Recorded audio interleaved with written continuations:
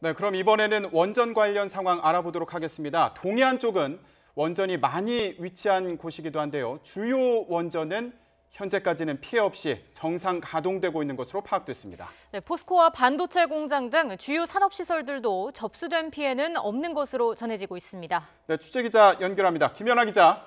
네, 김연아입니다. 네, 지금 원전 또 방패장 상황 어떻습니까? 네, 국내에서는 역대 두 번째로 강도가 센 규모 5.4의 지진이 발생하면서 원자력안전위원회도 전국 24개 원전 가동 상황을 급히 점검했습니다. 오후 3시 10분쯤 상황 판단 회의를 열어 지진 관련 영향을 점검하고 후속 대응 조치 등을 논의했는데 현재까지는 모든 원전이 정상 가동되고 있다고 밝혔습니다. 지진이 발생한 포항 북구에서 가장 가까운 곳에 있는 원전은 경북 경주의 월성 원전으로 직선거리로 45km 정도 떨어져 있는데요.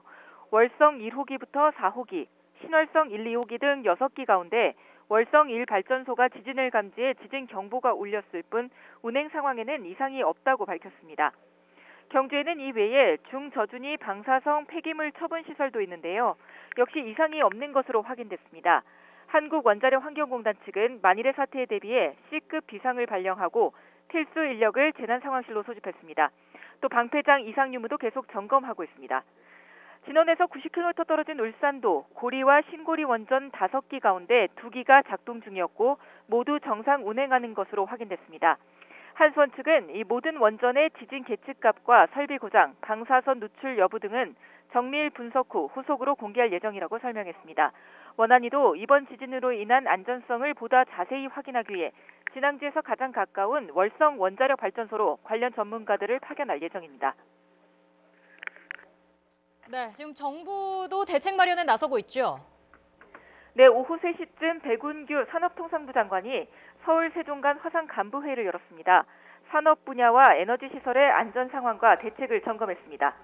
산업부는 규모 5.0 이상 지진이 발생함에 따라 전국의 송유관이 자동 차단됐고 포항 공가대 주변에서 발생한 정전과 흥해 변전소 근처 변압기 이상 등을 제외하면 그 외 전력과 가스, 석유시설 등이 모두 큰 피해 없이 정상 가동 중이라고 밝혔습니다.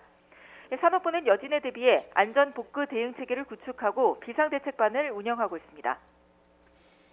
네, 지난해 9월 경주 지진 때는 일부 산업시설에 피해가 있었는데요. 이번에는 어떻습니까? 산업 현장의 상황이 속속 확인되고 있는데요. 현재까지는 큰 피해가 발생하지 않았습니다. 포항 남부에 있는 포스코의 경우 포항제철소 내 사무동 건물이 일부 흔들리기는 했지만 생산 현장과 설비들이 정상 가동되고 있다고 밝혔고 울산 현대차와 석유화학단지들도 아직 피해 사례가 접수되지 않았습니다. 지진에 민감한 반도체 업체들 역시 한숨을 돌렸는데요. 삼성전자와 SK하이닉스는 지난해 9월 경주 지진 당시 일부 생산 라인이 멈춰 피해를 봤지만 이번에는 일부 민감한 장비가 지진을 감지해 일시적으로 정지됐다가 곧 자동 복구됐다며 생산에 차질은 없다고 밝혔습니다. 지금까지 경제부에서 YTN 김연아입니다.